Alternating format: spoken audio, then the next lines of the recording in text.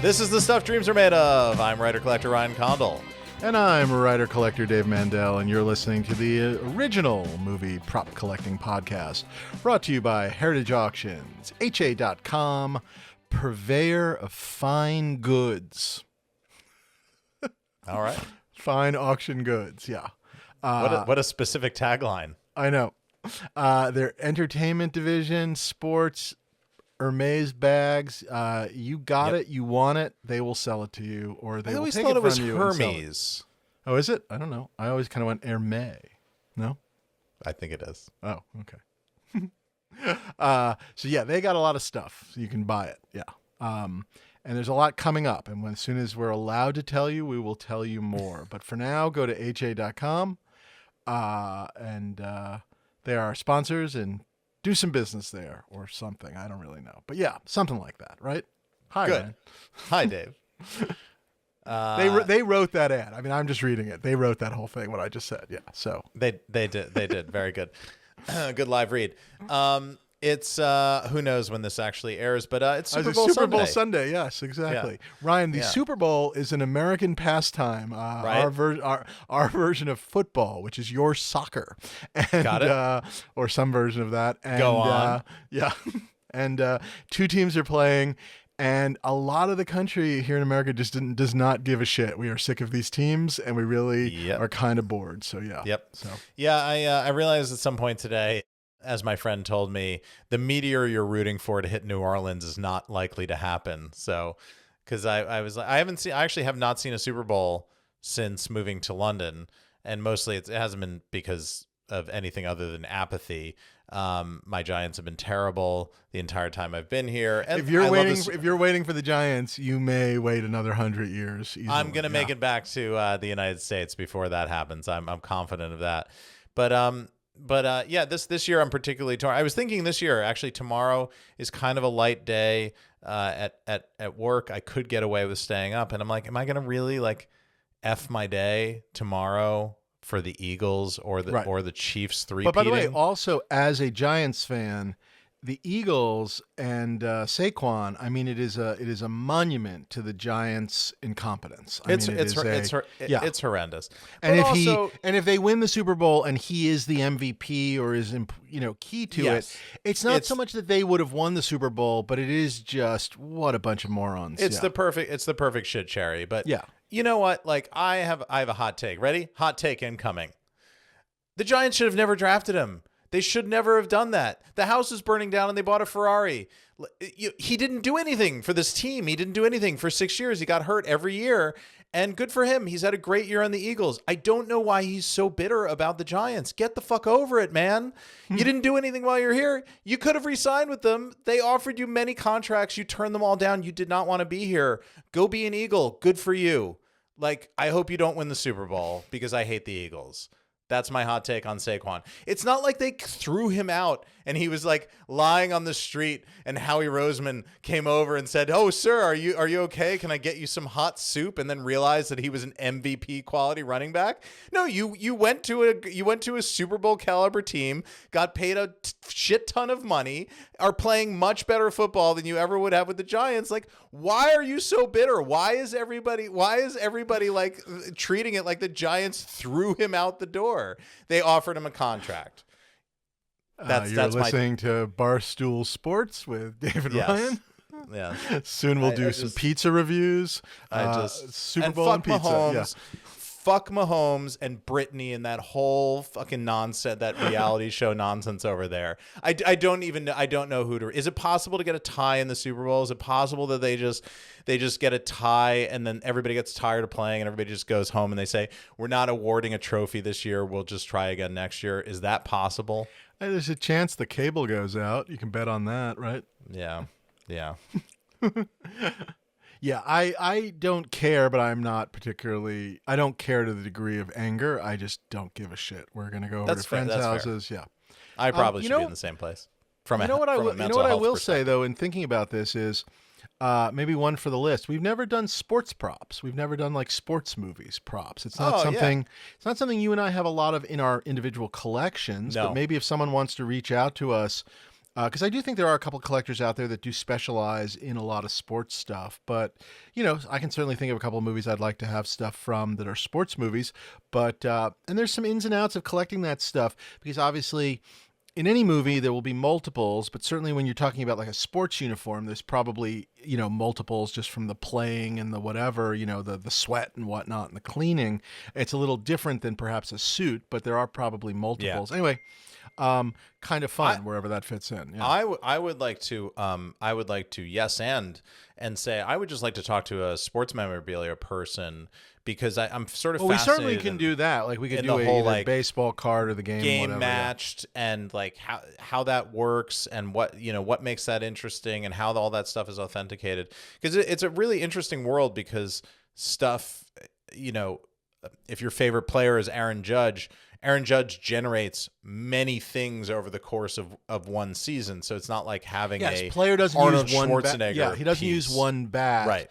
He might use one glove for a lot of the season, but he probably has more than one glove anyway. Right. So yeah. Right.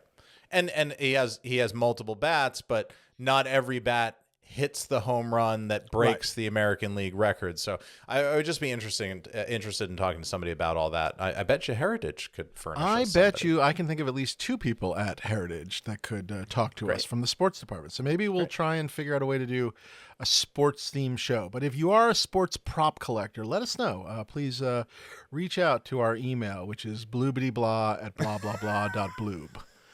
Dreams are made of podcasts at gmail.com. I'm somewhat, I want to know what your Super Bowl plans are, Dave. I'm somewhat half distracted tonight, only partially. I will only phase out a couple of times. There's a big whiskey auction that's ending possibly during this podcast tonight. And the great Kelvin Mao and I have a couple of things that we're hunting. Whiskey prices are actually way down over the last 6 months or so. Is that because of the yen and the dollar, or is that the general watches are down, everything is a little down? There's a lot of stuff going on. The whiskey thing is a little unclear as to what's happened, but the market just kind of bottomed out sort of. And look, Kurosawa, the crazy Japanese distillery that's been silent for 25 years now that Kelvin collects, that stuff is not going to hit rock bottom. It's not like it's a fire sale. No, people always want it, but it may be down to what, closer to pre-COVID prices or beginning of COVID prices? There are deals, and there are deals to be had. So it's worth sort of paying attention to these things. Anyway, I have a couple of things in the fire, so I'll be checking those tonight. Where are you going? What are you doing for the Super Bowl? That's kind of what's gone on with a lot of these things where luxury items, I've seen it certainly with watches a bit, not that I'm buying a watch. I've seen it a little bit with comic books, which is everybody was buying during COVID. People were just home and bored and had nothing to spend money on and were buying these things. And now they're kind of back down. So like a whiskey, you can buy a slabbed graded copy of a comic, for a number that kind of equates more to 5-6 years ago, and then break it out of the slab and eat it like you do with your whiskey, right? Yep. Yeah. Perfect. Yep. We're just going over to friends' houses. It'll be lovely and fine. Okay. Yeah, nothing too exciting one way or another. What's new in props, Dave? What's new in props? I heard you have a little something. I do have something. Are you delaying because you don't have something, so you want me to talk I'm half first? delaying, and also I think a little of my what's new in props will help throw to our guests, so why not? So I'm going to go second. Oh, okay, good. Okay, it'll cool. seem like a segue, yeah.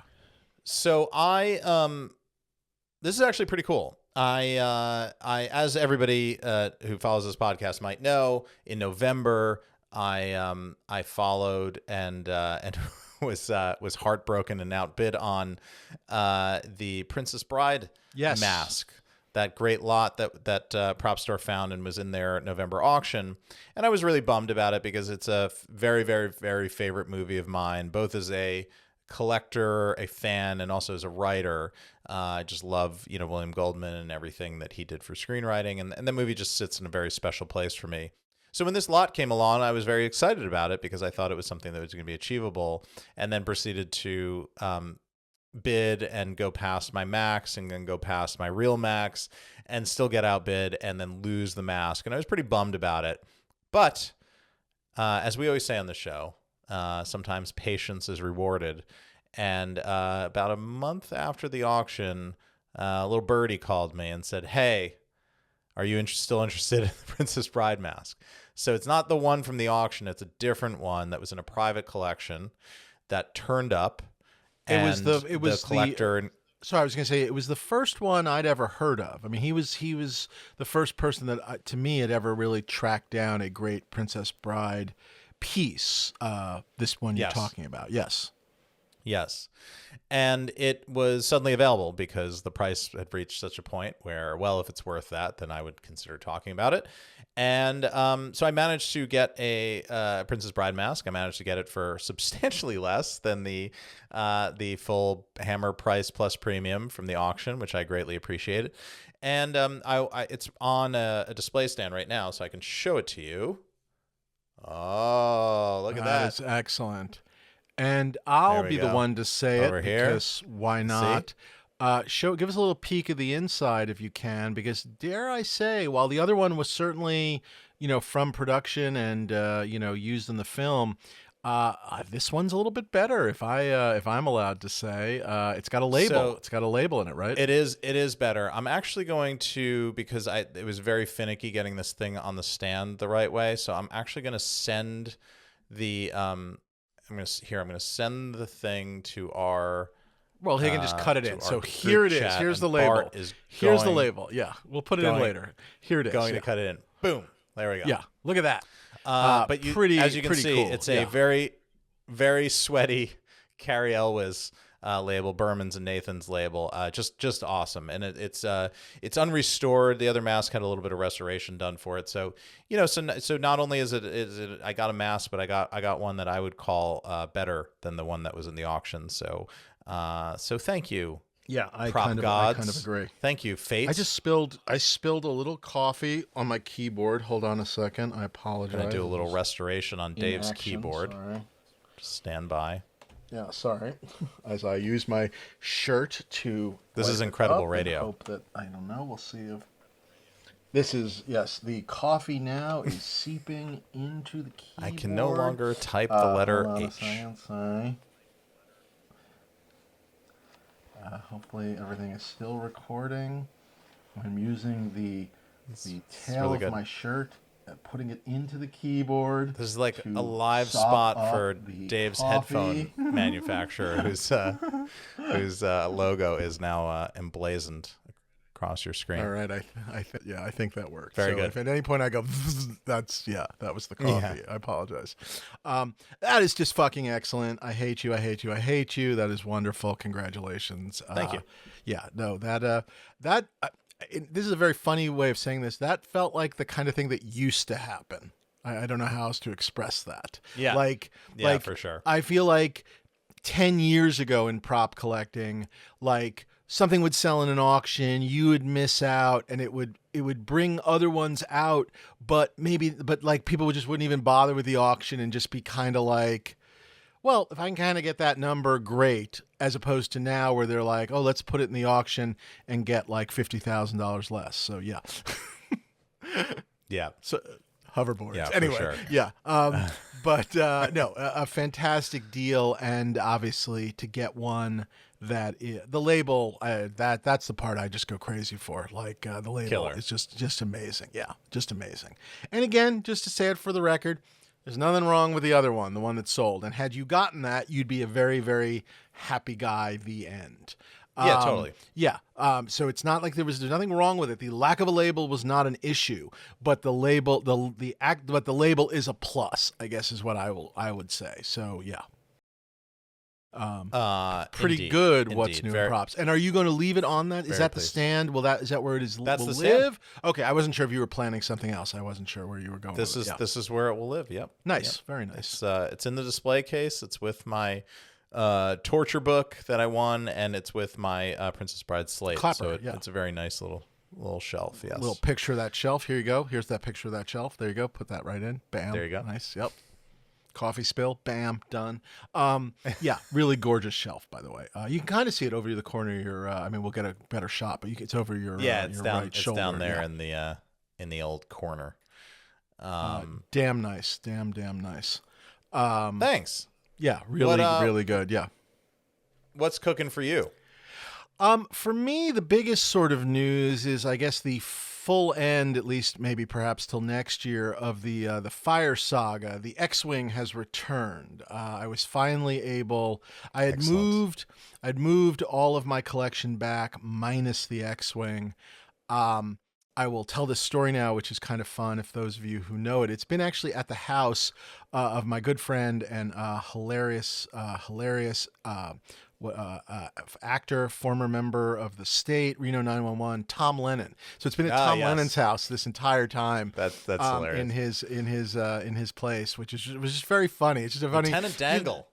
Yes, exactly. And so he had it protected. If he, so good. He's armed and dangerous, and it was obviously very nice of him. He had actually driven with me and helped basically get everything out of the place on the night of the fire, and we were sort of based out of their place. Could not have been better. He and his wife Jenny. So thank you, Lennon's. But we went to pick it up. I was finally able. I had gotten everything else out. Chuck picked all of his stuff up out of my place and put it into his new place. So I went on Saturday, and a bunch of people, one of which I'll get to in a minute, which is very helpful, and thank you. It's an operation. That thing is heavy. You know what I mean? It's really heavy, and it's funny. I got it out. Really, there were two of us getting it out. And you start to realize it was kind of like my child is trapped in a car, and all of a sudden, in the adrenaline of the fire, I have super strength and I just can lift the car up. But on a Saturday in February, and it had basically been a month that it had been at his place. In a Saturday in February, like it took like 4 or 5 of us, with occasionally like switching out and whatnot, which was kind of wild. But it is back. We kind of cleaned up the case. Luckily, there was no damage to the case. There was a little bit of like paint from my front door on the case, but this time we took the frame stuff behind the door down, and we took the thing off the door, and we were able to open the door. It all worked out, and it is back. And it is this insane thing where a month later, I sort of feel like I'm kind of where I was like 2 months ago. Do you know what I mean? Like I had kind of gotten everything exactly where I wanted it, and then tore it apart for the fire, and now it's sort of finally back. Anyway, a lot to digest. That's great. Yeah, I'm That's happy really it's back. And a big shout out. All these people. Our buddy Jerry helped. Kelvin helped. Rob, the editor, helped. And our guest tonight actually helped. So we can talk to him about that too. Because this is a show many years in the making. We've been talking about Hollywood cars. Is that a good top? Is that the title we're sticking with? Or Yeah, movie cars. Movie Yeah. cars. Yeah. Okay.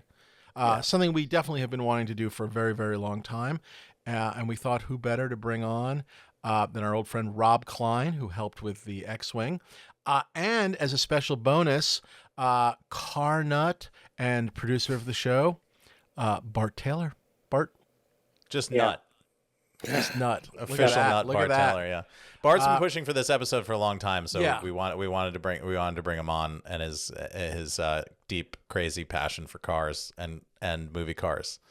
So look at this. It's a quorum we have yes, here. This is exciting. We haven't done. Well, I guess we've done this like once, but anyway. I will say before you start, when you were talking about Tom Lennon, it just made me laugh. There's a skit on Reno 911 that I've always loved where it's like they're throwing a surprise party for one of the police, and Yep. he's out on patrol. In order to get him out, they all go to the house and they call in an officer down call. And then he responds to the scene, and he kicks in the door, and he's all crazed, and then just shoots one of the police, and they're like, "Happy birthday!" And then they go, "Officer down." That's very funny. It's very good. It's very good. It was hilarious. It was very funny. To his credit, we showed up. I'll say, and Rob, thank you again, by the way, for the help with the Good work. Hello, everybody. back. We got to the place, and it was funny. We got there, sort of walked up his driveway, and Tom was sort of standing in front of the drive. He has these doors on the driveway, and he goes, "Now the negotiation begins," which I very much enjoyed. So yeah, That's really good. yeah. But Rob, you ready to car it up? Yes. All Very righty. ready. Rob, we should point out not that this When I first met you, the craziest thing I knew about you, and I knew about all the prop stuff, whatever, which was so cool. But the Mm-hmm. craziest thing that I sort of knew about you, which was I think one of our mutual friends said, like, he has a DeLorean. Oh. Yeah. And you still Yes. have a DeLorean, yes? Yeah, yeah, yeah. I That had yeah. it in '99. I got it was missing an engine, and my logic was if I can repair the DeLorean from like the ground up, I'll know how to fix it when they eventually break down as they said they do. DeLoreans do, you know. It was And not That's the not most a reliable car ever made in Belfast. it's not a daily driver. Have you No. tricked it out with Back to the I, Future extras, or just DeLorean? I did, and I'll tell you the real quick story was a lot of people were like, "Oh, you love Back to the Future? Are you going to do the conversion?" Hmm. That's what they call it, and I said, "Well, no, because," and I just explained like, "A, even if you knew what all those parts were, which is insane, it's like 200 some odd aircraft surplus parts." Then the next thing was me being a fabricator or a restorer. It's like, how do you attach them to the car? And the funny thing was, I even wanted to make sure if I did that, I knew exactly how you attach them to the vehicle. You can't just assume, well, just use hot glue or right, because So you have an engine running or whatever. yeah. So yeah, I mean, it's like there's heat, there's heat, there's friction, Motion. yeah, exactly. But Bumps. yeah, and then but eventually, when I helped restore the A car, and I was, I saw everything, and then knew how it attached to the car. Some of the stuff I was reattaching, so I knew that well. And then a lot of the guys I was working with had the parts or had extras, and I was like, okay, now I could probably do it. So yeah, now it is in full time machine mode. Well, I think that's a wonderful place to start, and you've sort of billboarded it. But you were involved, you're in the documentary and Hmm. whatnot, but you were involved in the restoration of one of the original Back to the Future DeLoreans, which Yes. Yeah. had been sitting and sort of wasting away on the Universal backlot, right? You could sort Yeah. of see it as you drove on the tour year after year after year, Yes. and it was sort of slowly rusting and whatever. So let's start with, do we know which car it was and from Yes. which movie? Okay. Yes, we do. It's what they call the A car. There were three Okay. cars for Back to the Future, the first one. There was the A car, which is pretty much the one you see, and I know from all your wonderful shows that your audience knows what hero means. Yep. So that's the hero car. Then there was the B car, which was more for the driving shots that you see in the mall, but it also had fairly every detail that would light up and so on that the A car had. And then there what's called the C car, which was all be able to be pulled apart for the insert shots. Oh, so you could be inside of it and do the Hmm. shooting. No, Okay, that totally makes yeah. sense. And So is that actually drivable, or was that more of a set? no, there was nothing from the firewall, which is essentially what is behind your head, back. There was no engine or anything. So it was Yeah. just this sort of shell of an interior of the car with the doors and then the front hood. Cool. So, Very cool. and that Now, was okay. no, please go ahead. I was just going to say, and the funny thing was, just real quick, the B car was the one that literally is crushed by the train in Back to the Future 3. So they So, kept reusing, but did they have yeah. more? But they had more multiples on the later movies as they Well, like. yeah, very simple. There was two what they call the desert cars for all the Utah stuff. Gotcha. The ones with the big Cadillac white walls. There was a fiberglass car for the flying sequences from the Okay. crane. And then there's what we call the Oxnard car, which is the one you see at the end of the film, where in Oxnard, which is the location where the car is on the Hmm. train tracks shortly Gotcha. before it gets run over. And then they switch that with the B car and crush the B car, Wow. which was like Okay. freaks a lot of fans out. Why didn't you crush the Oxnard car? Who knows why you filmmakers do what you do? But the A car was sitting at Universal basically since the movie. Is that Correct. And so were the desert cars, but nobody seemed to like 2 or 3, so they sort of always had the A car somewhere around the lot. And if you went to the Universal Studios tour and took pictures of the A car, it would move around. You probably could time lapse the car falling apart. And how, for many years, there was a period of time where people were sort of asking, can we fix this? Can we fix this? Can we fix this? Yes. But I it was think kind of a so. little bit of a bureaucracy of Universal to kind of get through it a little bit. Yeah, well, all studios, there's the Yeah. bureaucracy, as we all know. I was initially, well, I saw the car at the premiere for Back to the Future 3, which was at, well, first it was on display in the queue line in 1985 when you go on the tour, because Back to the Future was so popular. They put it right there when you wait in line for the Universal tour. And then it got pulled out, reused for the sequels.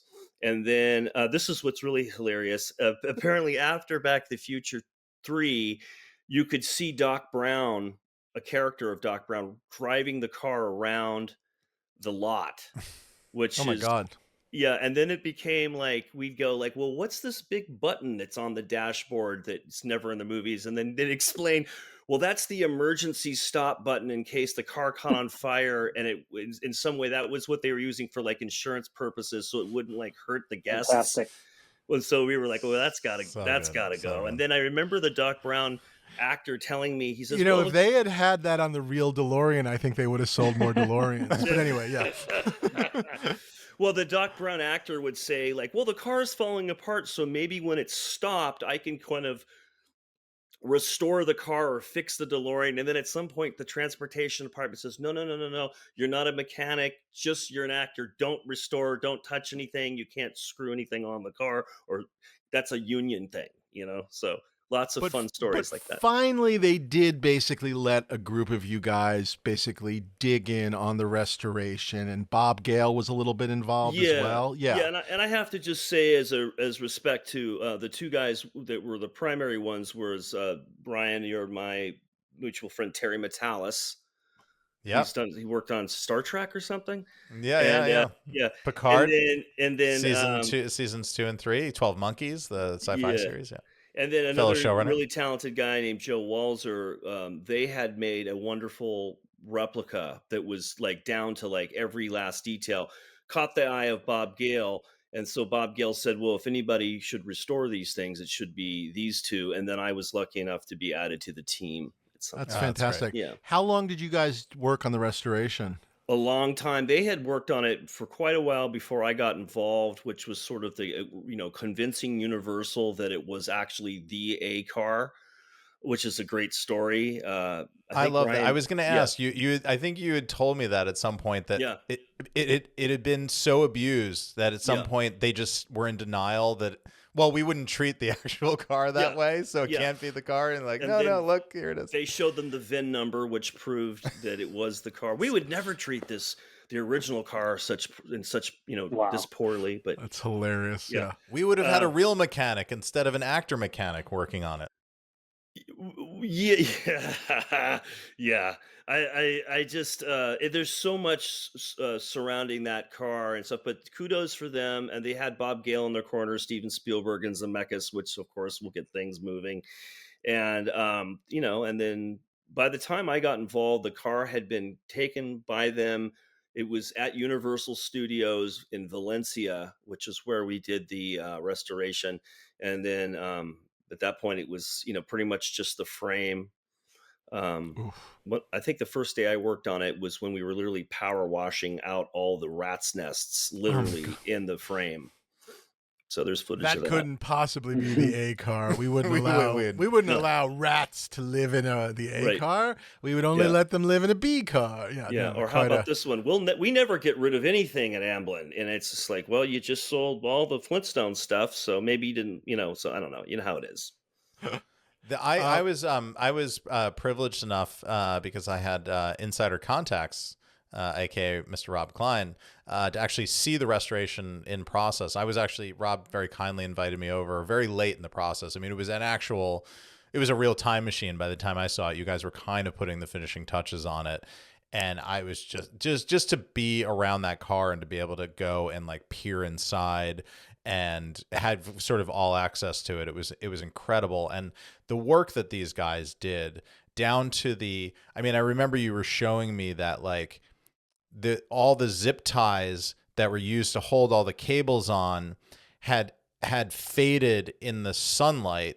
So you had to go figure out what color the zip ties were based on what original color fades to that color in the sunlight to figure out what kind of plastic was used, what kind of zip. It was that level of crazy, which I just really, really admire and appreciate. Oh, it was nuts. And those guys, as I was answering your question, Bartley, was that I just thought like, well, I'm not going to ever spend the time to figure out what these parts are. People like Joe Walzer was really into that.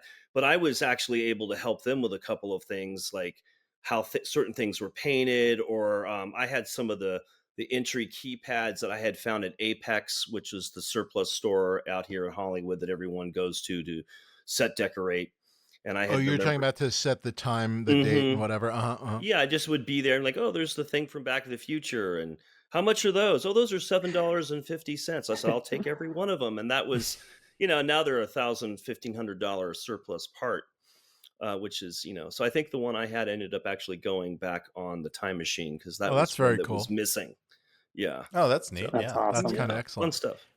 I mean, and now it's finished. It looks incredible, and now they've just got it sitting on the Universal lot, rotting again. Is that hopefully what they're doing? Actually, this is a great story. What happened was they made people like Bob Gale, and I'll probably get in trouble for saying this, but people like Bob Gale went on, and I don't think Spielberg did it on camera, but they were like, now that we're going to restore this, it's going to be indoors and it's going to be safe for all time, and Universal put that in where the I Love Lucy exhibit used to be. Ryan, it wasn't too far away from your Colony soundstage at Universal, Yep. remember? Yep. And it was there for a year, and then they said, well, this is all going for Super Mario Brothers World. Yep. And the same process at Universal was going to happen again, like, well, outside again it goes. And so at that point Universal said, let's put it at the Peterson Automotive Museum on permanent Oh, loan Oh, to avoid any more, like, that can't possibly be the restored A car, we would never leave it outside. And of course they sometimes do that. So Yes, I think you know this, Rob, because I think we talked about it at the time. But the Colony season 2 stages were the very last things to shoot on stage 24 and 25 over there before they demoed them.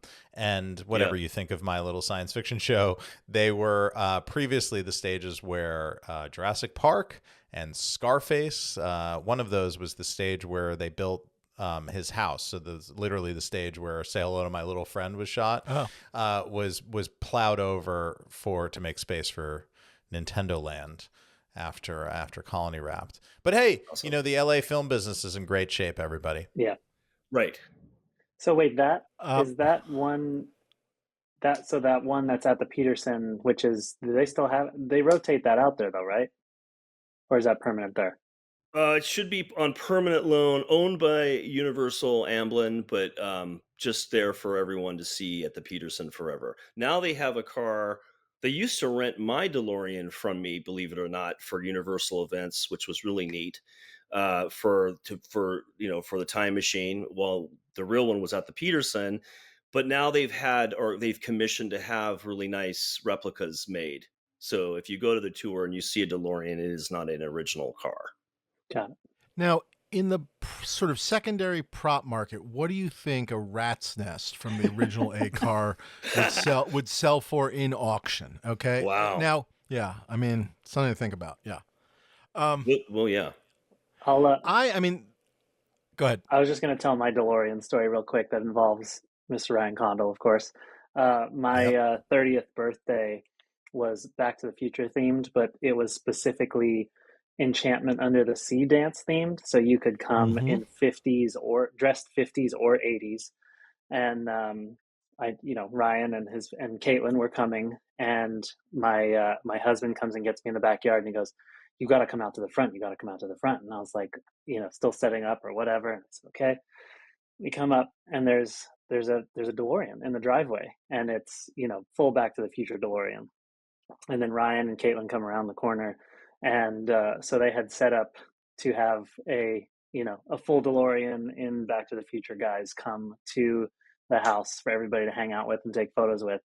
And then the best part of that is we're late in the house later, and the actor that played Mayor Goldie Wilson walks into the house, and I just had no. I almost didn't recognize him because it was so out of context and out of place. And what was it, Ryan? The guy that owned the replica DeLorean Yes, knew. yes. Yeah. Who Rob helped me track down because Oh, I was okay. like, I want a Back to the Future 1 DeLorean for Bart, and he's like, oh, here there's like 3 guys, and you sort of think I got in touch with all of them. This was the one where it was available, and he was like, yeah, come on down. I checked it out. It looked fantastic. And then right when he dropped it off, he goes, Goldie Wilson, the actor that played him, like lives right down the block. I think I could get him to come through tonight. It's like, okay. Oh my God. And then there was Mayor Goldie Wilson just passing through the party. And yeah, it was 40 years later or whatever. At that point, it was, I mean, I guess it was 40 years later at that point, right? 35 years later, he looks exactly the same. So it was that weird sort of out of body experience where you're But like, isn't is it this this funny is this thing a where look-alike? he was an actual sort of, he was a young guy playing an old guy. So has he aged into what his makeup looked like? Is that the gist of it? Yes, sort of, yes. But like he's still like he was really skinny, and he's still like that sort of like fit and thin, and he just he just looks exactly the same in the voice and all that. He passed through the party, talked to everybody, and then off into the night he went with the DeLorean. It was quite It was quite an wild. event. He came in and he's like, yeah, my buddy called. My wife and I were on the 405 going to we had just finished dinner. And he's like, your house was close, so we came by, and he had some cake, and he said hi to everybody, and we'll put some photos up. He took photos with everybody, and he left. It was very Troy McClure character of You may know me, yeah. yeah. I make party appearances. Yeah, Don Full of Love. Yeah. Yeah, Yes. no, he was excellent. It was just it was amazing. And this particular I don't know if you remember the specific guy or car, Rob, but this was the guy that had put the Corvette engine, The LS7 motor in it, right? in the DeLorean, so that he could do the full braking. Because the DeLoreans aren't super powerful, the original ones, but so he could break the wheels loose and really get going. So he pulled out of the driveway and gave us a real getting up to 88 I have a miles video an of hour. that too, and that thing was like the that thing full roared. tire burn, so to speak. Yeah.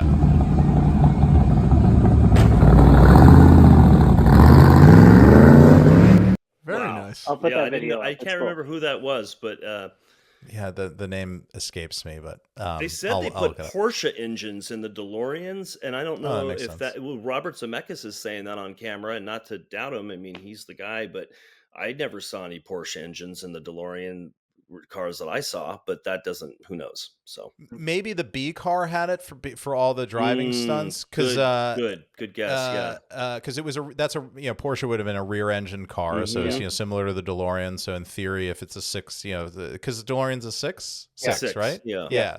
So maybe it's the right size. It just sort of fits right in there. Because somebody told us, maybe it was you. I'm sure you know this, Rob, but the way they got those burnouts going was they had a specific cable that they attached to remove, basically remove to disconnect the front wheels from the back wheels. So there's like, what is it, the transaxle that's beneath the car, that like when the back wheels get going, that pushes the front wheels to get them turning. So, and that was how it would spin in place. So it wasn't just doing the burnout thing, which is usually just created by a lack of friction. The wheels spin because the power that's going to them is greater than the friction coefficient or whatever the ground. But the way they would do those burnouts was with like a cable. So the special effects guy would pull the cable up and it would detach, so you could just get the wheels going on their own in the back. And but you would need a more powerful engine. I imagine that whatever was originally in the DeLorean to do that. Yeah, I wonder. And just as a side note, it's interesting that Frank Marshall did all that second unit photography. So I don't know why, but I figure we should bring him up because fascinating. he produced Raiders, as we all know, and all that fun Yeah. stuff. So just interesting. Maybe that's a whole other show, is just talk about all that, because there's some scandalous stuff surrounding that whole Back to the Future. Yeah. What, the second unit? What are we talking about? More like the special effects supervisors and just, it's not really scam, just interesting, backstory. Michael Jackson's. I'm gonna get in a lot of trouble if I bring us. But yeah, maybe we should have an off talk, and then we're teasing the audience and to see if it's appropriate to. Don't worry, we're not going to be teasing the audience because we're cutting that all out of the edit. Okay, so don't worry. sorry. Yeah. I always had this idea. I've been thinking about this a lot, and it's basically a shot-for-shot remake of Back to the Future. So, like the whole thing starts. Everything is the same. You get somebody to kind of do a Michael J. Fox impression. He turns the guitar on. He blows it away. Whatever. He goes to the mall. So you're 20 minutes into the movie. He goes to the mall, and Doc shows up. Except everything is the same. Except instead of the DeLorean, it's now an Elon Musk Cybertruck, right? So he pulls up and he goes, Doc, you built a time machine in a Cybertruck? And then instead of the rest of the movie, for the next 40 or 50 minutes, they talk about what a piece of shit that car is and how Elon Musk is ruining the United States of America and is a monster and a Nazi. So there's my shot-for-shot remake of Back to the Future. But they still could talk about how the Cybertruck's stainless steel still helps with the temporal displacement. Yeah, so at least there's right. that. When they're not catching on fire and killing their in your version, inside, Dave, did the Libyans still show up? The Libyans still show up. But then they join in and go, really, a Cybertruck? That thing is a piece of shit. And then the Libyans go, I don't understand why in your country Elon Musk gets giant tax breaks. I don't understand. He's the richest man in the world. Why do his companies need tax breaks? So there's a long discussion of that between the Libyans, and at some point they have batteries, Marty. They have past Lorraine and current Lorraine talking about why does he get tax cuts. So it's a very, very elaborate, but it's a real shot-for-shot remake. So I think drunk Lorraine, very excited. Yeah. She's just very drunk, kind of, wow, that Elon Musk seems like a terrible person. So that. There's my shot-for-shot. This does sound better than the stage play, I will say that. It's sort of, it has the same musical numbers. One thing that was interesting that you brought up, Rob, and this is sort of true about movie cars these days, which is a lot of times when you are seeing especially if you are seeing a specific, like, whatever, like a 60s car or something like that, it will often either be a car that they have replaced the engine, obviously, so they can keep it working on a movie set, or in some cases, it's a fake frame. It's like they build a Porsche around something else or whatever it is. Like, for example, isn't that the case with a bunch of the Quentin Tarantino Once Upon a Time in Hollywood cars? Those weren't specifically those cars. Isn't that the case, or am I making things up? I'm not an expert on those, but I definitely know, like, for Miami Vice, they certainly weren't Ferraris. Yeah, they were Ferrari shells with maybe a Corvette engine, a little cheaper perhaps, but and then that's the whole so that happens a lot. And then there's also the thing that's crazy is when you see cars and you're like, oh, this is one of the Batmobiles from Tim Burton's Batman, and after you see like the 10th one, you're like, were there really 10 of them? I don't know. So there's so much sort of like, is that really what they're saying it is? And most often than not, it's not. So the Porsche in Once Upon a Time was actually a real car because it was loaned to the production and then returned. The scandal there was that it was anachronistic because that is that the wrong model or something? It was too new. It shouldn't have existed. It was but whose early 70s that should not have been in whose existence. Car was that? That was whose? That was Sharon Tate's. The black 911 that she's driving around. But I thought the Brad Pitt car was sort of not an actual. That's Michael Madsen's the Cadillac that Cliff drives is Michael Madsen's personal car that he because he's in Tarantino stuff and he loaned it to him for that. So that one's real. Oh, I thought they auctioned that off, or what did they auction Carmen off? Gia? Is that what it's called? I can't remember. What's the blue one? The Carmen was the Cliff Pitt Booth. One. Yeah, that you see that he drives Leo to the job in.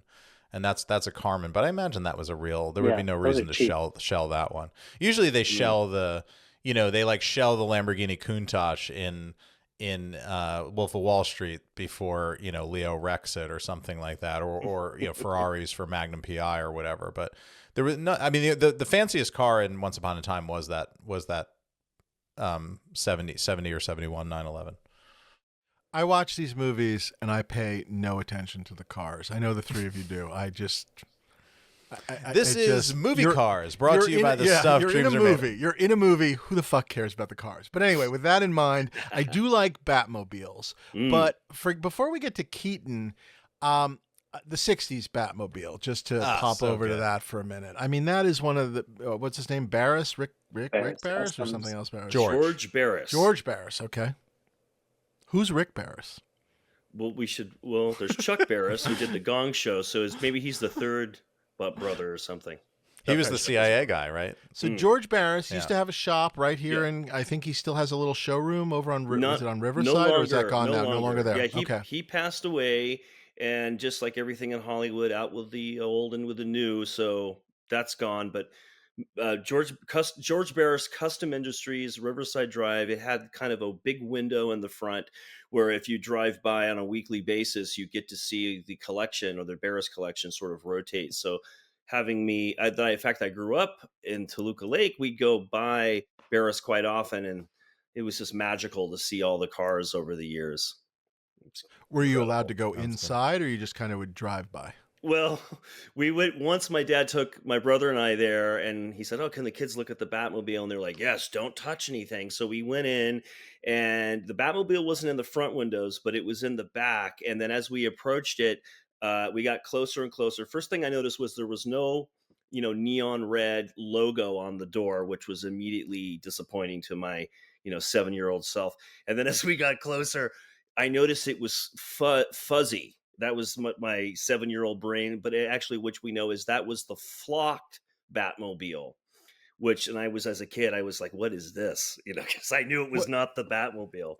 Do you guys know about that? No. Why would they have flocked a Batmobile, for a specific scene or an episode? Yeah, here's what my research has shown me, and hopefully everybody else agrees, but I'm going to stick to it. There was only one Batmobile that was used in Batman 66, and that is the Lincoln Futura concept car with a metal frame that when you look at the Batmobile and you look at this Lincoln Futura concept car, it's the Batmobile. I mean, not taking anything away from George Barris to change it or add a little body detail, and he definitely did wonderful things.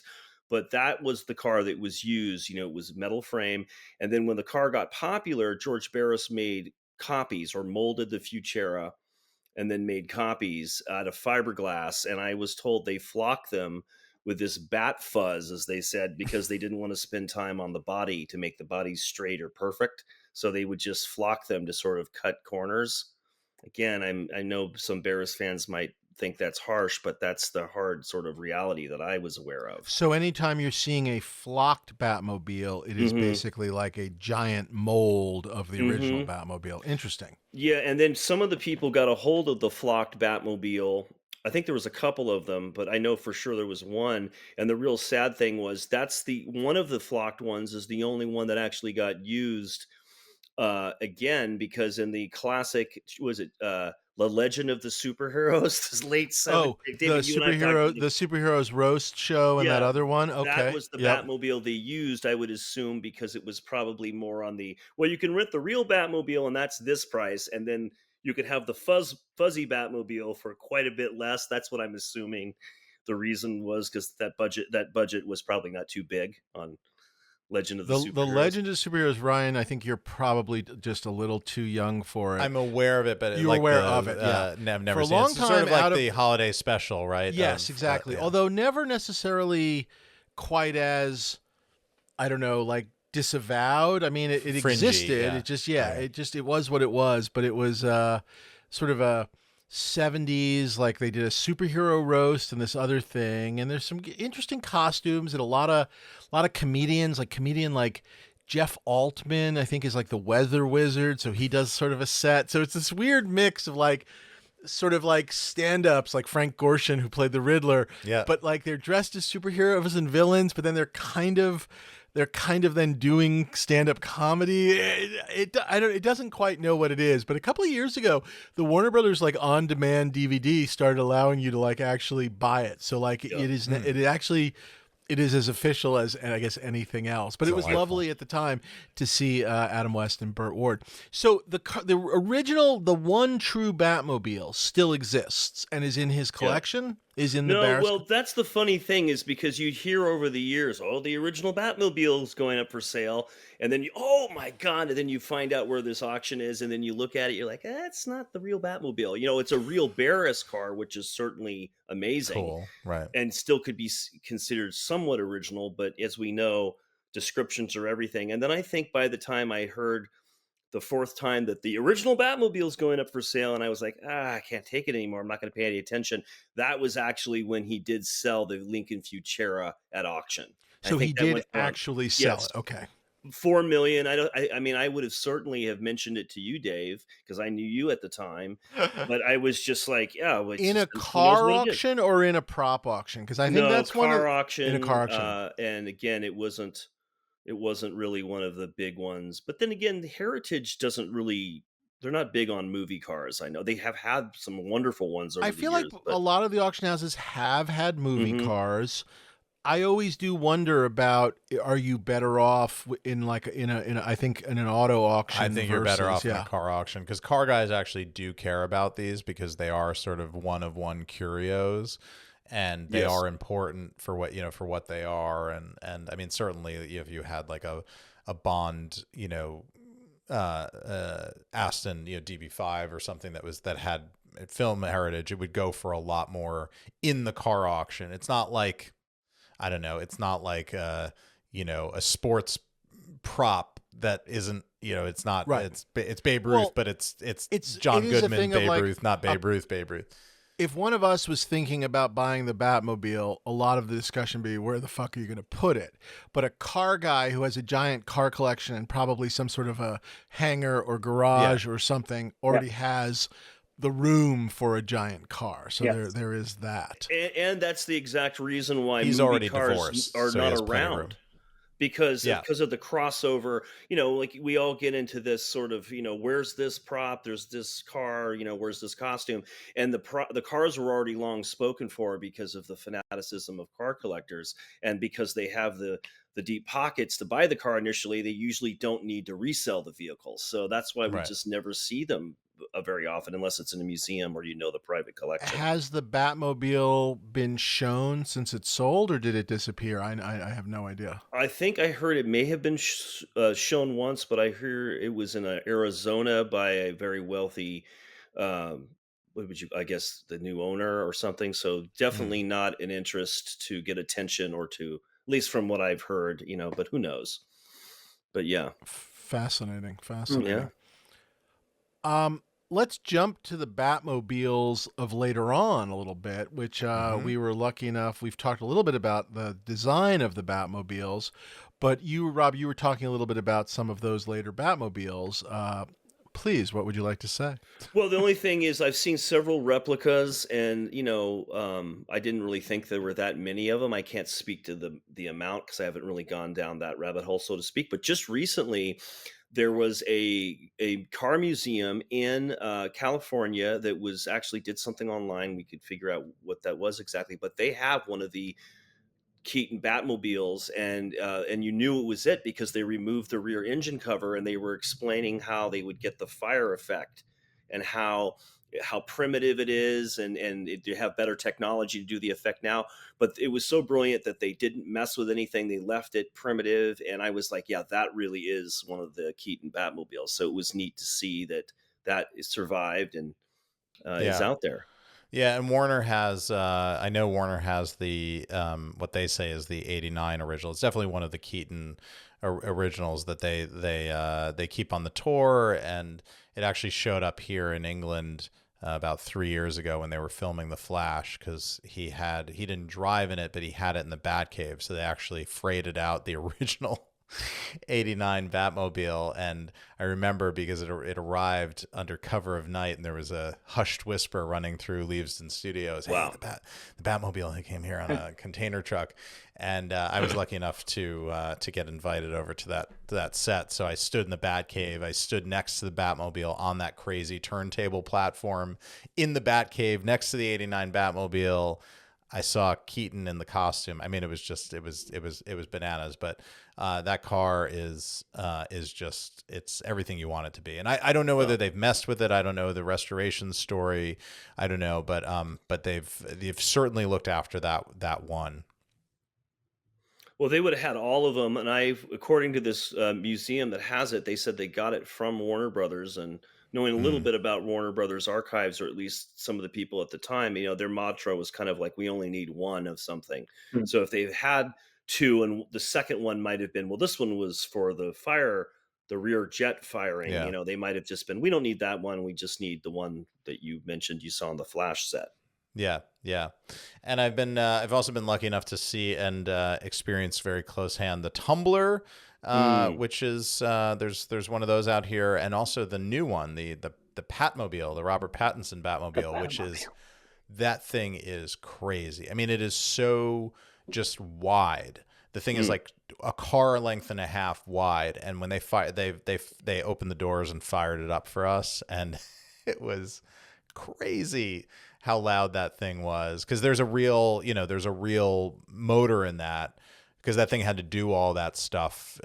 Practically it has to be driven by a stuntman. It's obviously not street legal, but it's great seeing how the technology of sort of movie car making has gone up over the sort of eras of Batman.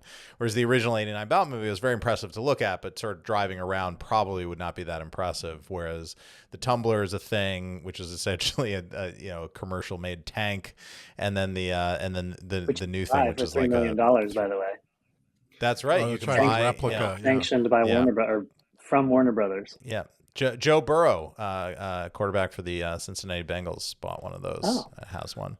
What do you guys think if we speak to Warner Brothers? Because, they do make replicas at some point to go on tour, for the Batmobiles. What if we do something where we tell them the Batmobile replicas have to also be fuzzed? So just everybody could know that's how they're immediately just not used on the movies. Or the fuzz tumbler or something. It'd be much funkier, much sexier, like disco. There's definitely a thing when you go to like the Warner Brothers, whatever you want to call it, their sort of on the lot museum, which we were at recently, where they have definitely like some costume pieces that either are they're either replicas, or I know they've had this whole thing where they've like the suits were crumbling, so they kind of let them crumble and then made a new mixture and then reformed them or whatever. But there are things you look at and you just go, that seems real. That seems like a replica, like just by sight, which I think happens in props and happens in cars, where you just go, that looks too good. That looks, too shiny in some way. You want to see a little bit of the crap, I guess. Yeah. Well, the Back to the Future guy that have the DeLoreans, they add like the undercarriage bling, where they do the undercarriage lighting, and they have like the neon tubes, that make the car light. And I was doing something with Claudia Wells, and she looked at, we were actually on the courthouse square on the back lot, and she looked at my car and she goes, your car looks really good. It just doesn't do anything, just like the original did. And I was like, thank you, I guess. But I kept mine just, you're not supposed to have a clean dash. The dash is supposed to be cracked, so my dash is cracked because that saved $5,000 in the restoration. Because I was like, well, that's how the A car was, at least for part 2. So anyway, so you know how it is. Blinging them out too much will definitely sort of, run a red flag. No, I mean, we were using period cars and White House plumbers, and we definitely had one car in particular that it was sort of 50-50 in any given take if it would actually start up, you know what I mean? But I also couldn't tell you what kind of car it was or whatever. I have no fucking idea. Well, that was also the DeLoreans, as I heard from Back to the Future. And they're so expensive to rent. I'm sure that was like... Yeah, the day rate on a period accurate car is ridiculous. But I was just going to, if you think though, if they were getting it from somebody, that someone would have kept it a little more running, a little more, I don't know. Yep. Maybe not. We worked. There's a bunch of car rental companies that specialize in that period stuff all through California because they used to service the film industry when it existed there, and that's that. There's sort of that side of the movie cars, the period authentic cars that are correct and all that, and then there's the side where you're making a Batmobile. It's a very different thing, and now it seems like most of that stuff is it used to be. They would outsource that to like Barris, or there were other companies that they would outsource the making of these cars to, and now it seems more and more like it just falls under the purview of the special effects department, and you hire these special technicians that work within the film to make the cars for the movie. I mean, I know Mike Dawson, obviously former guest on the podcast, doesn't make any cars for House of the Dragon, but I know previously that's been in his purview to have to like create this or create that for whatever show they're on. He's told me a couple of stories. I wish I could remember a specific that he had mentioned working on, but it's fascinating, and that's what I imagine. That that Batmobile was just this crazy special effects department operation because it kind of falls into their purview. All this the non-digital effects that are done on a film sort of fall with them. Fire and engineering and gimbals and saddles and all that stuff that usually sits with them. So that's tends to be who would be making it now.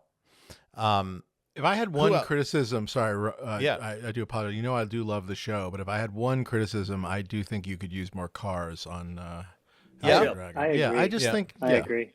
This would also be an easy way for you to take home cars, Ryan. That's true. Well, if the show was in the 60s and Barris was still with us, he always would make these promotional cars. So you would have had like a House of the Dragon dragster or something just total promo. A Dragonster. Just to take to the drag races? Because that's your core House of the Dragon audience. Yeah. Dragster. That segues into the Great Monsters episode where they had the Dragula, which was their family car. And then they had the episode where Grandpa Munster builds a car out of a coffin and then they race each other, and it's just... Yeah. Was that Barris too on the Munster 100% car? was That's Barris. cool. Oh yeah. That's what else? What else should we hit in the car world? I mean, we can hit the Bond cars. I mean, I'm just thinking of the big ones, and the Bond car sort of fits in both ranges because it was a off the shelf sort of Aston Martin DB5, but it was also heavily modified with spinning license plates and an oil slick and all that. And that car kind of famously was, I don't think it was the special effects one that had the the bullet shield and all of that. It was just one of the driver cars, but it was like the driver car. If Bond was in the car and it wasn't doing special effects work in close, that car was sold after the filming to somebody who then proceeded to rent it back every time Bond needed the DB5 back. He would just rent it back to the film for an increasingly large number of... So he not only owned the original Bond DB5, but then just made them pay for it eventually. Made a mint on it, and more, plus. So the Bond cars, that's certainly one. But they don't exist anymore from what I've heard. At least the original DB5 is like... It's some sort of insurance claim on that. Have you guys researched that? Yeah, because it disappeared. So the one that I'm talking about, I don't know if it's original back to Goldfinger, which is when it first appears, but it was an original Bond heritage car. Maybe it was the one from like GoldenEye, when I guess is when it reappeared. And then got kind of got re-rented because remember Daniel Craig had always showed up in his movies sort of from there to the end of time, and then they built miniature ones and then shells so they could shoot it up and all these different things. Are you talking about the one that sold in 2019? Yeah, that one's from Thunderball.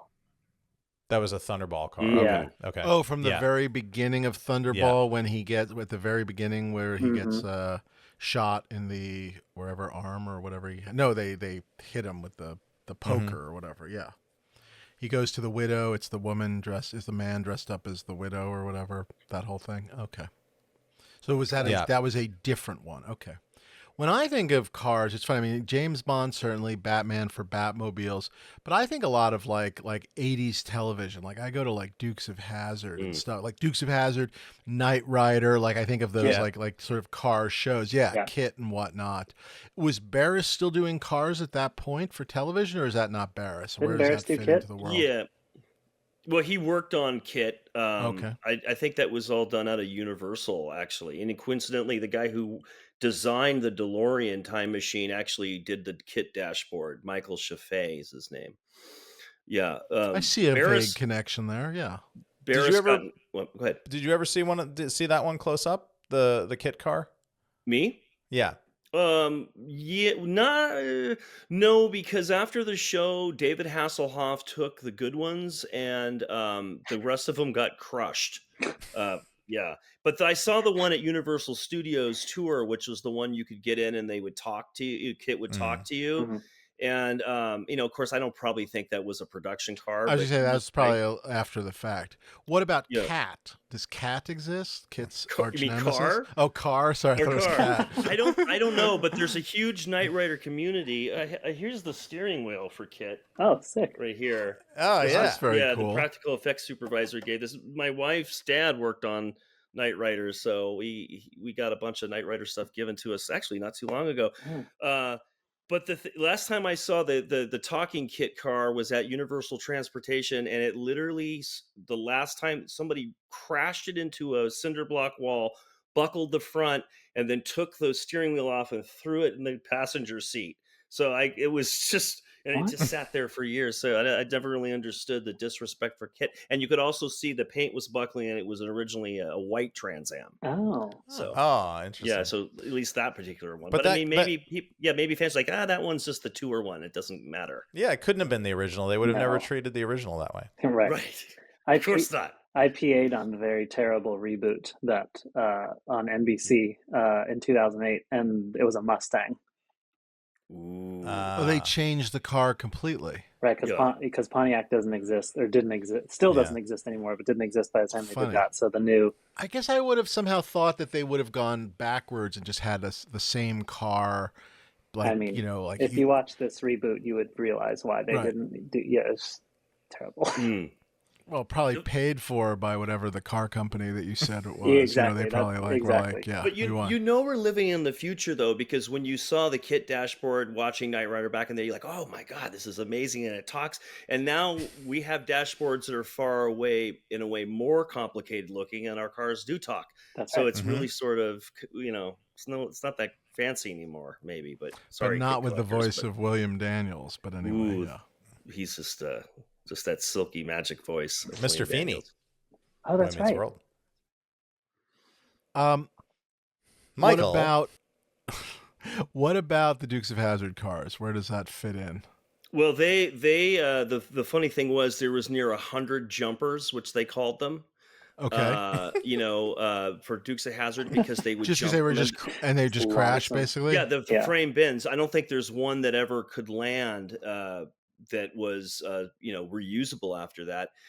Here's the story. I'll break on your show. Never told publicly, but I did a couple of movies with the Duke stunt team, and tell me about the General Lees. Is there any way? Did you get one? And they said, nope, we couldn't have them. And apparently the story is, now protect me if Warner Brothers comes after me for a gag order on this, but they said they couldn't give away the 100 cars they had because they found out when they were giving people the money to go across the United States to get Dodge Chargers, they weren't paying the owners them. They would steal the cars, bring them back to LA, jump them, and then at that point, like, well, it's wrecked. And then, so there was no VIN numbers on the cars, and then they had to crush them all, or crushed most of them. And I think the ones that did go to like John Schneider or Waylon Jennings, those were the ones that they could find the pink slips on. At least that's the rumor. So those guys took cars when the show was done, though. I didn't know that Yeah, either. they got gifted General Lee's. And there was the Duke's Ranch was in Valencia, California, and they had all the sets still in the early '90s. I worked on a movie out there, And there was a really bad Chevy Chase Dan Aykroyd movie called Nothing But Trouble, I think. Do Oh you guys yeah, remember where they that? like the little Mhm. town that's like haunted or whatever it Right, was. and Yeah, there yeah. was the huge facade of the mansion, and then literally that's where all the General Lees were set out. But the General Lees had all been given away at that point, and the only thing that was left was one of the Roscoe sheriff cars and the Boss Hogg convertible white Oh, the Cadillac. white Cadillac. And That's it had right. been Yeah. being, it was not undercover, so it was just being rained in, and it was just like, so maybe there were many of the Boss Hogg cars, but that was the last time I saw, the Boss Hogg, and then, now that Who that ranch is gone. who would But think a reputable operation like the Dukes of Hazzard would be up to no good like that? They it's were just like two modern day Robin Hoods stealing right, stealing right, Dodge Chargers. yeah, But there making the way were they only know how. there Yeah. was that one, or at least one, I saw that, what's that guy? He's now, may he rest in peace. Jerry Wallace had a longtime Oh, he had a collector. General Lee? He had a General Lee, and I only know Mm. this because one time I was like driving like on like Beverly Drive South, like to my orthodontist, and it was like, is that a General Lee? And then there was Jerry. He used to like drive it to get a cup of coffee, I guess. I don't know, so people But I would remember pay you were attention. annoyed. You told me the story, and you were annoyed that the General Lee had done such a hole parking maneuver. It was not great Yeah, parking, but yeah, yeah. and you were like, "Who is this?" And then cut to the But like reveal that of the guy was, who had it. so they did at least, someone either sold one or they did at least let them go, kind of a thing, Well, I that would guess. have been from the movie, though. Oh, that was a That one, movie one. yeah. Okay, I guess I thought it had Oh. the Confederate on it. Maybe he added it after the fact. I don't know. Well, I have two doors from the General Lee off of one of the jumpers, which is a whole. I should have Oh, bought the that's whole good. car. Yeah, I guess, but So it they're has kind the of hard to number remember. on it, the Not zero. anymore No. because they painted. This was one of the ones that they couldn't sell, and because of, and it's like, so it ended up in the Saugus Smash Up Derby. There was Mm. the Saugus Speedway Smash Up Derby that's out there by Santa Clarita Valley and stuff. And they showed me the car, and it was like a basket case, and I was like, oh, I think this car is too far gone. But they painted it black, for the Smash Up Derby.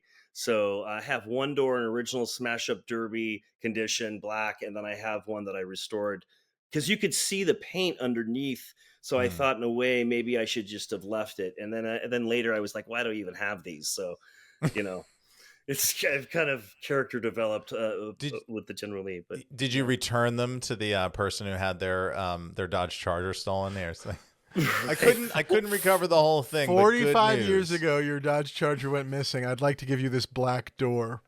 yeah, to help them out. Well, the car actually has been bought by a Dukes fan and has gone under restoration. And I kind of said, well, I have the doors, but I don't think they either believed me or cared.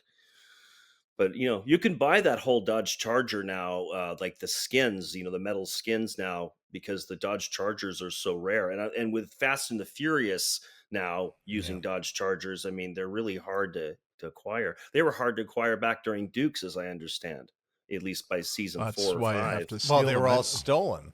Yeah.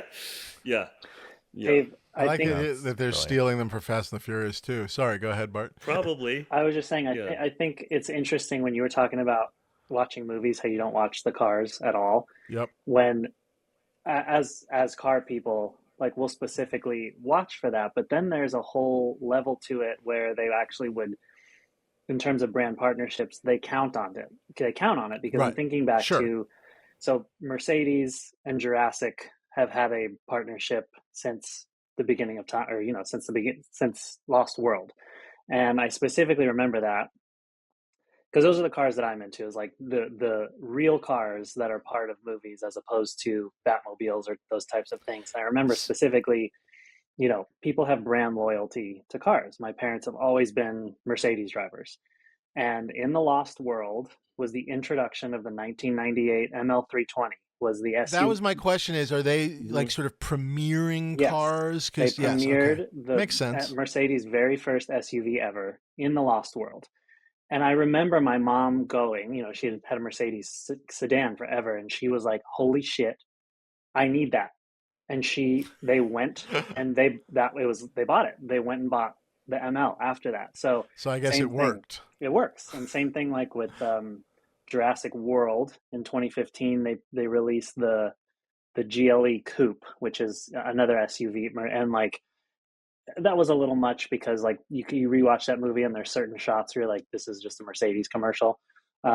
But there's, I think that's a huge But part. I mean, of cars it's so in it. funny. I mean, I haven't watched those movies lately. I don't even remember cars being in them. The only cars in Jurassic Park I remember are like the Jeeps when they're on the ride. And I'm pretty sure those are not Mercedes. Like, Dave's like, this movie's about dinosaurs. Where is there a car? Yeah. Are they just like driving to the office and then going, oh my God, there's dinosaurs? The ML320 in The Lost World was what Richard Schiff got in to try to pull the hanging RV off, and then the T-Rexes pull him out and rip him in half.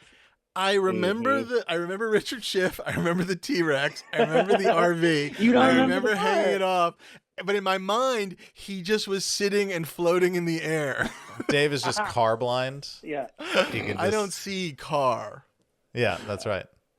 Have you, Bart, ever yourself seen a movie where you were just like, that's the car I want, like in my life? Like, has that happened to you?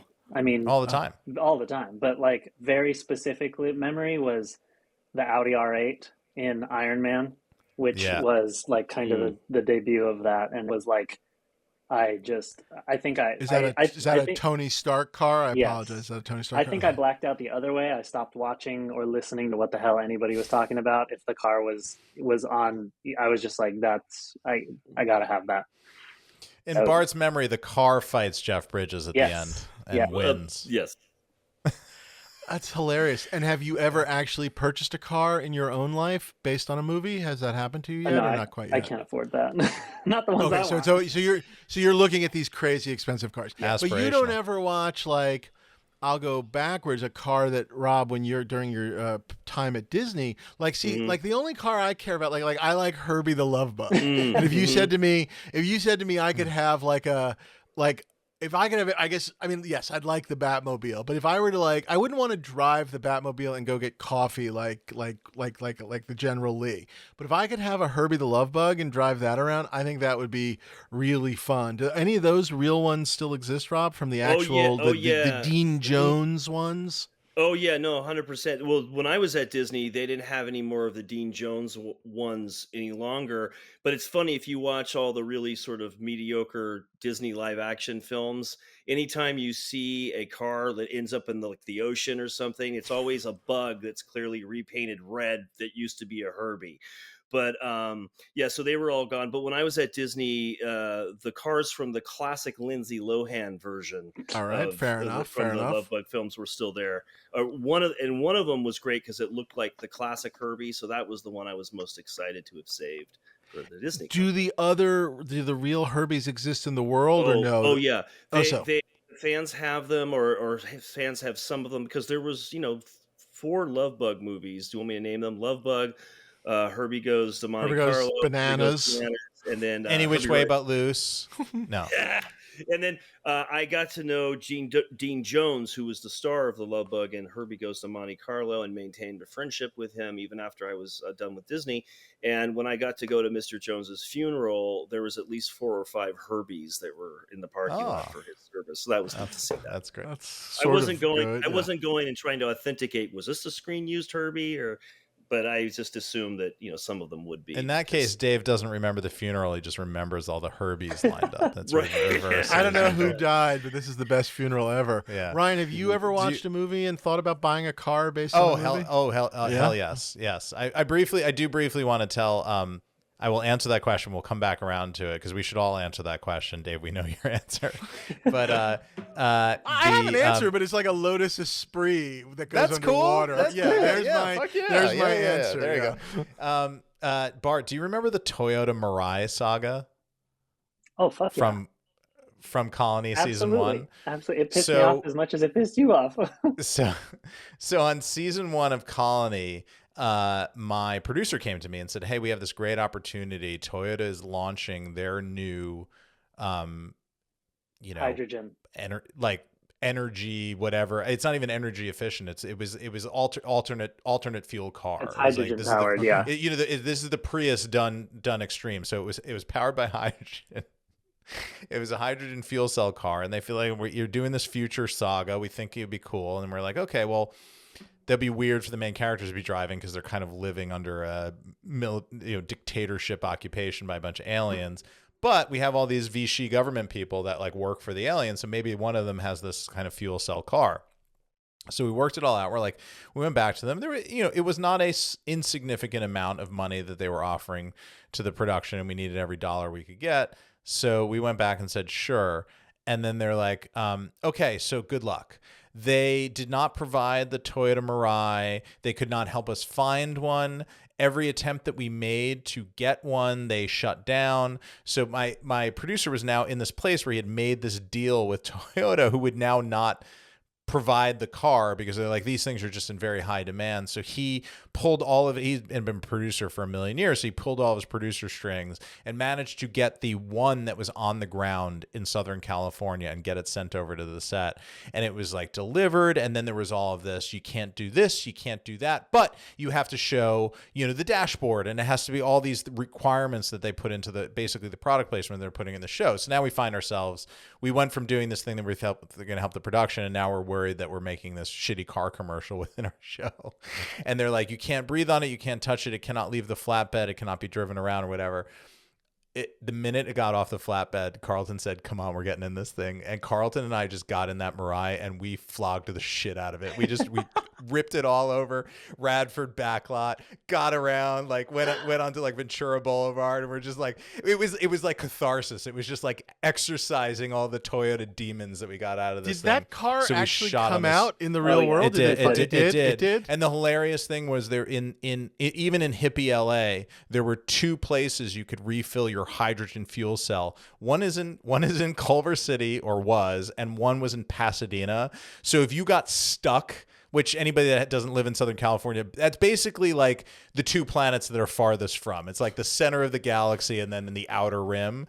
And you could, if you got stuck any place and ran out of fuel, you would have to have your stupid Toyota Mirai flatbed to either Culver City or to Pasadena to have it refueled. And the cherry on top, what is one of the ugliest vehicles that has possibly ever been designed in the history of the automotive industry. Like, it's offensive looking. Yeah. Oh, hilarious. So there was that. So I hated Toyota for that.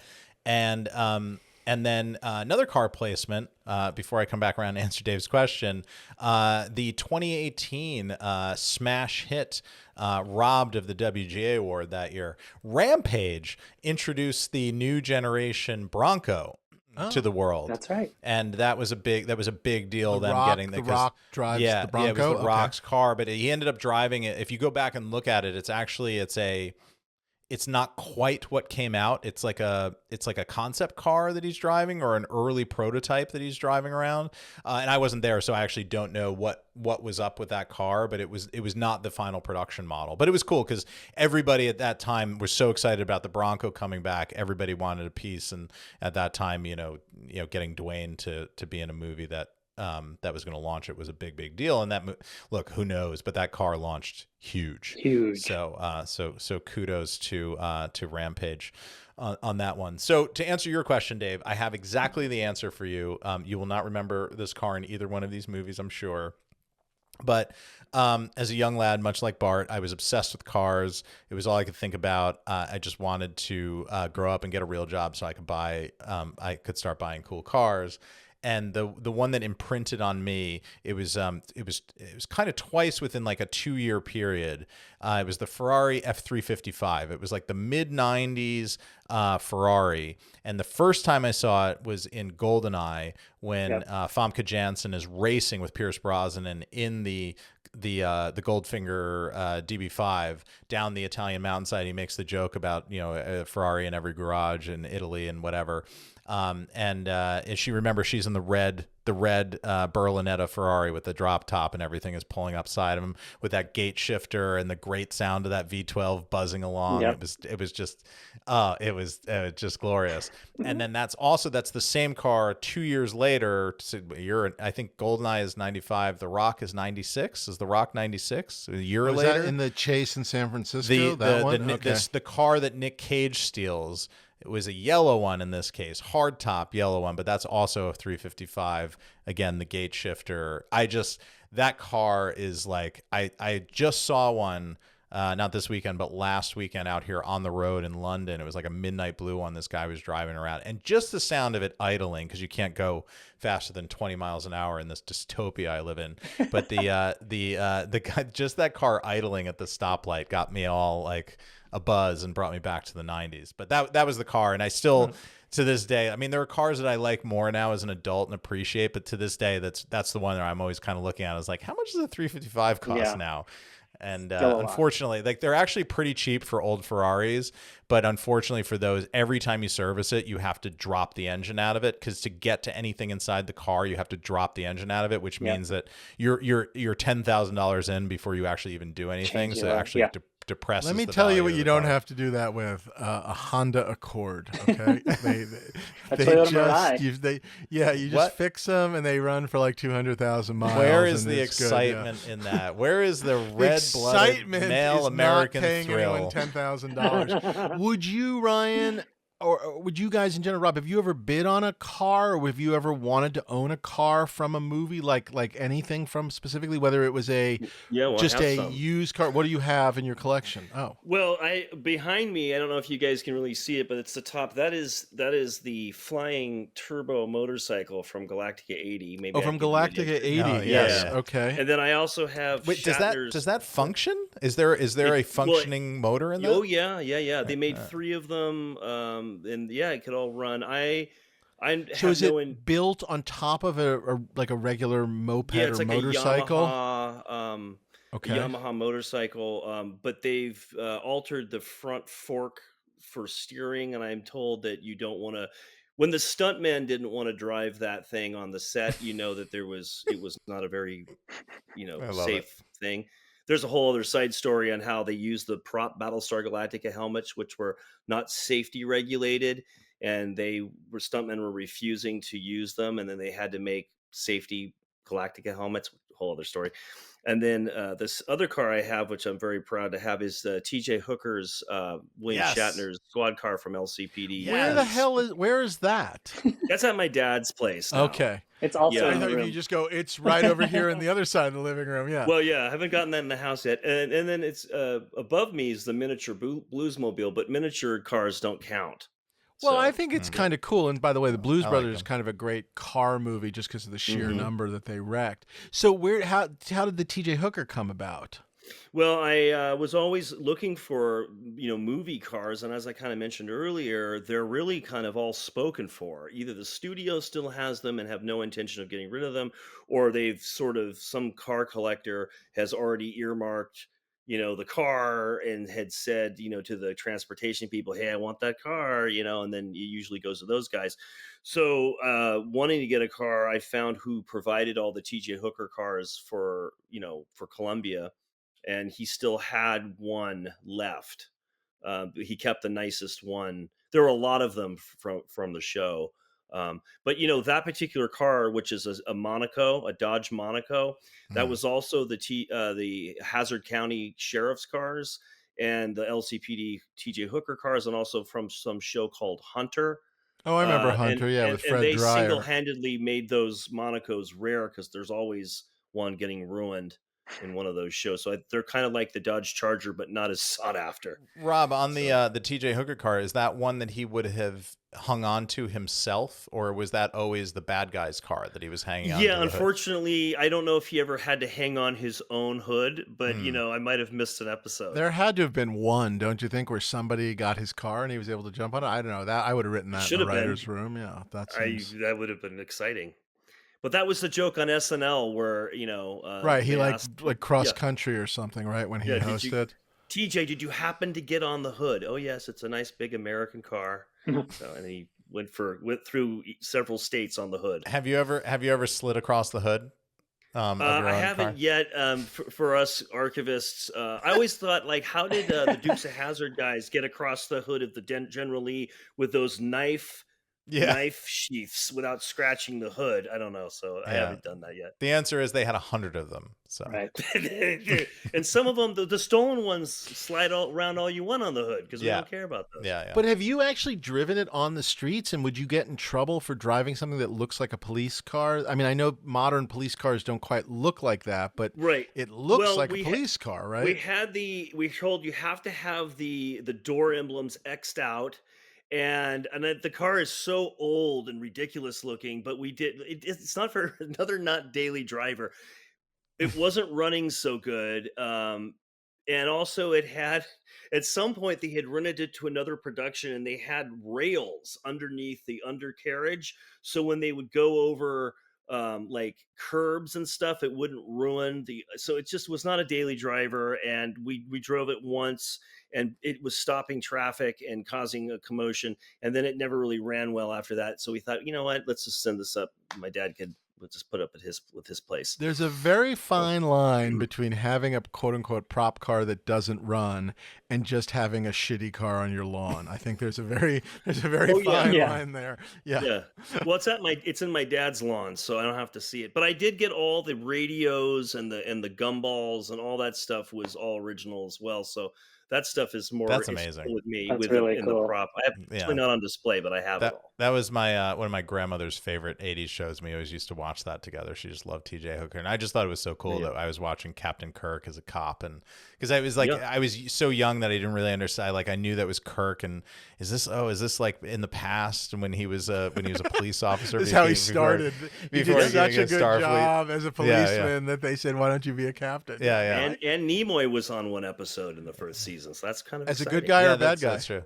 He appeared to be a good guy, and then he kind of went bad. He was crossing the line there. Check that one Hooker out. had to keep him in check there. That's good. Any other Star Trek actors, or like no DeForest Kelley? No. Yeah, sir. Well, DeForest Kelley. Well, he would have been like a retired police. I don't know. No, I don't think so. I don't think he extended the invitation to this. I don't think they all get along, as they say, right? So, yeah. I was going to say that the only thing that I worked on that had cars like that we actually had to do something was years ago. I worked on I co-wrote the movie Clear History with Larry David, which was, and my old writing partners Jeff Schaefer and Alec Berg, which was basically about Larry played a character that walked away from a $1 billion electric car company. And then we had to make the car, which was called the Howard. And so they kind of poked around various real electric car companies and then kind of modified one a little bit. And it was one of these, I don't even know what the hell it was. It was like a GEM E4, kind of almost like golf cart looking thing, but then they modified it. And so the whole point was that having walked away from the company and walked away from his stock options, you're seeing them everywhere. So they needed a bunch of them also. So it was like a whole to do. That's cool. But it was definitely an interesting lesson. At no point did I ever go, can I get one of those? Can I keep one of those? Can I have one of those? But you did see it, so you're coming along, Dave, and you're disordered. I know it exists. Maybe because I wrote those words, but exactly. Maybe. Yeah.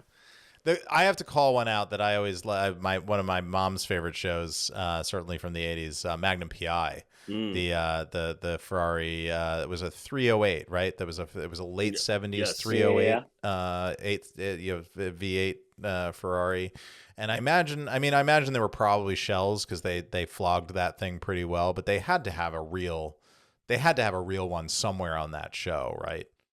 I would guess. Well, there was one parked next to the kit car I told you about, and it was also on display on the Universal Tour. And it has like, what do you guys call the top that's on that Ferrari? It's a removable top. Yeah, a T-top or a Targa top. Okay. Yeah.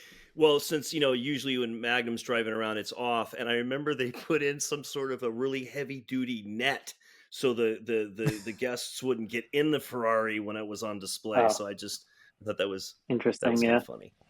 And it was no longer red because it had been sitting out in the sun for so long. It was kind of a pinkish like color. orange. Oh, dear God. Right. God. And clearly the Universal wouldn't believe that that's their not real the A car. Ferrari. They wouldn't treat the real one that way. You know what I would collect, and I think there is a market for this, is I would be interested in the license plates. So like if you told me that I could have a kit license plate from Knight Rider, there you go. An actual out of time I would be interested in. And what was on Magnum, it was always like Robin 3 or Right. Masters 3 or something Yeah, like Robin it was the Masters. guy that owned the actual house. Yeah, Robin Masters, yeah. Who was Well, or wasn't Higgins in the final episode? I don't even fucking Mm. know, but I gave up by then.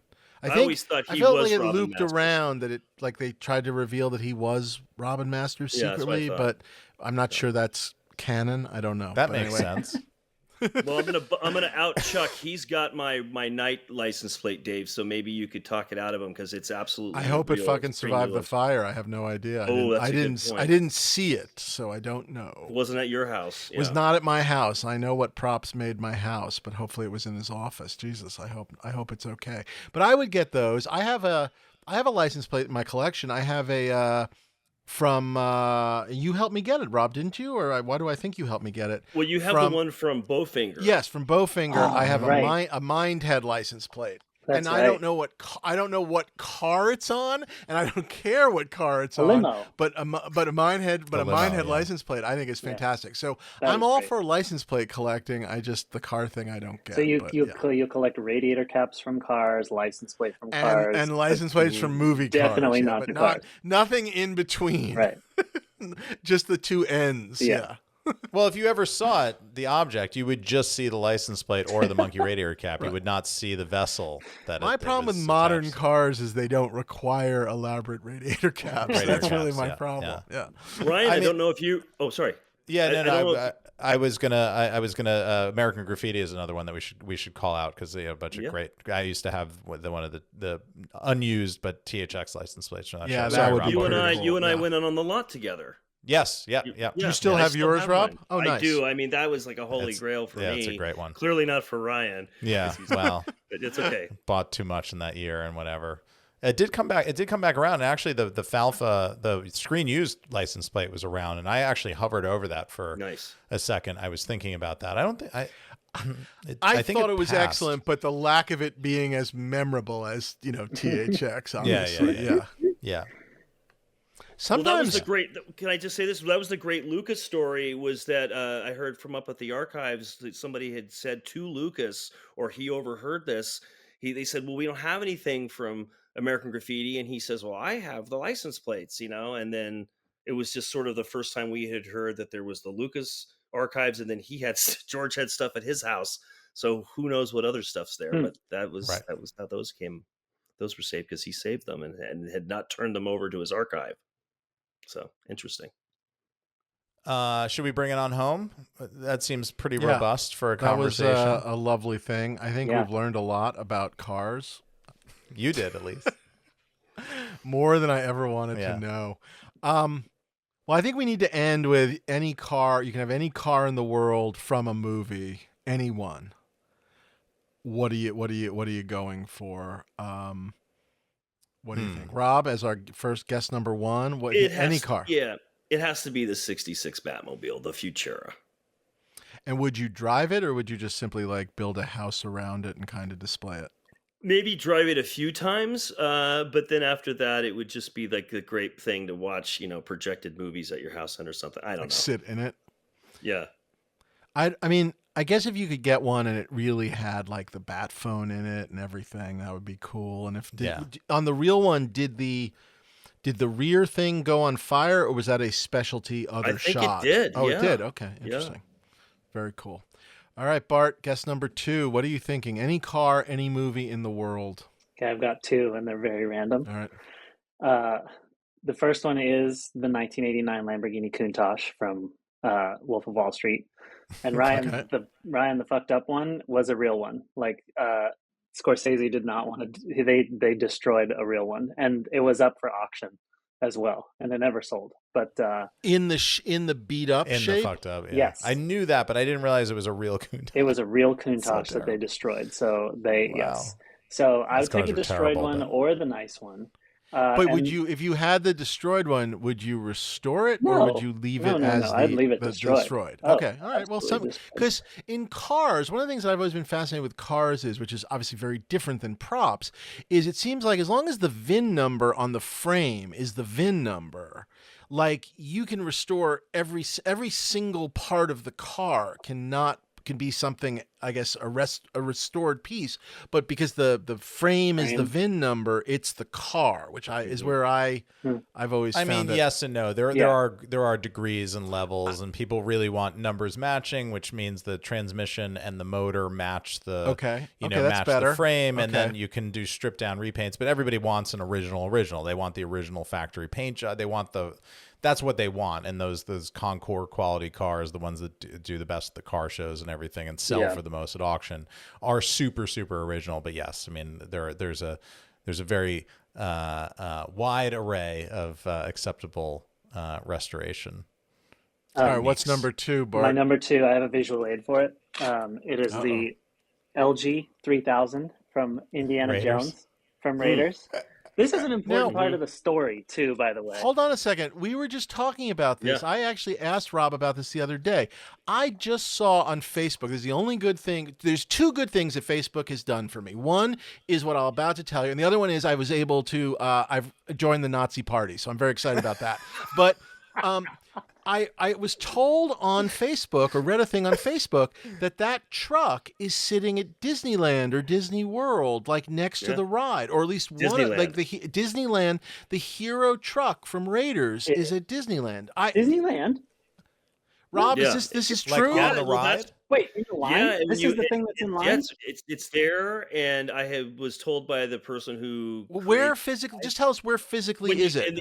It's in front of the temple it's on in the line. ride, but you don't really see it until you walk in a bit, but it's there, and there's boxes sort of covering it. Wait. So that's the truck that's in line?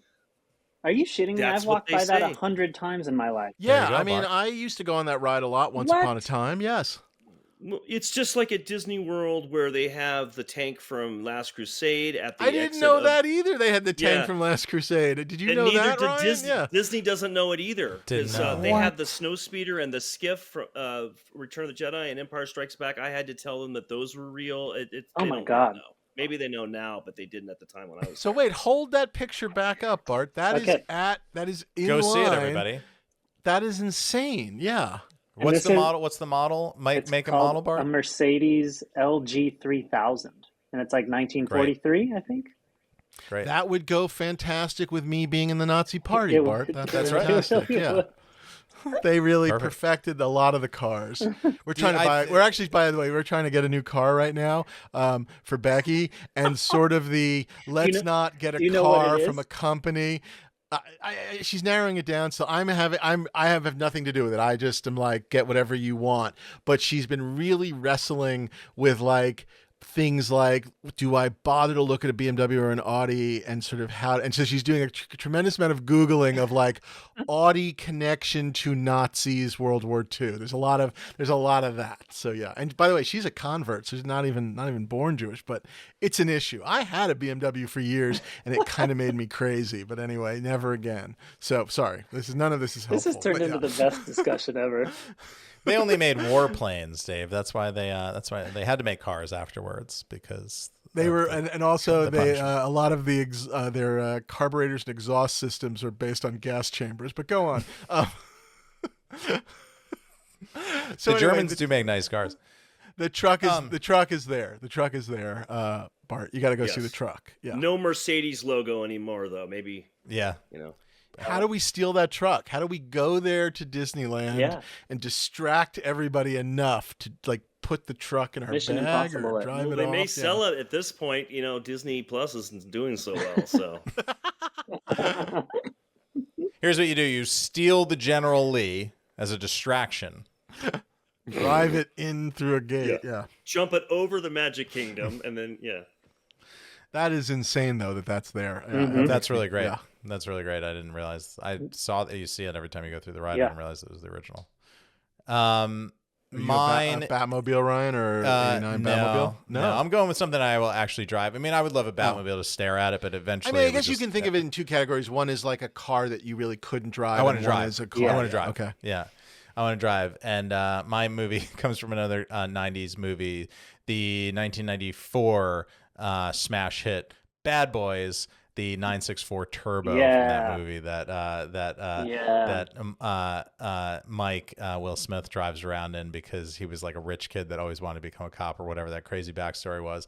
But that car actually began my love affair with Porsche, another Nazi sympathizer, Yes. real Nazi. I mean, Ferry Porsche was not on the military side, but boy, did he love the Nazis. That guy, he was super into it. And really took a believed. little advantage of slave Hook, labor. line, But go and- on. hook, Slave line, labor. and sinker. Slave labor really does help you keep your prices down. But they make beautiful cars, and that really, in that era, even though I love Ferrari, there was just something about that car and that, I don't know, the fact that like, every 10 years they would make a new 911, but it was always the same sort of design, and they were just updating and updating. It was so classic, and that was the 90s, and they existed 30 years before that, and now they exist 30 years beyond it. That there was something about, and I don't even love that movie that much. It was just that car imprinted on me. Michael Bay Bay has that car. That's his. It sold a couple of years ago. That exact car, and it did the 964 Turbo is a very rare one because there are only a couple hundred models that made it to the US.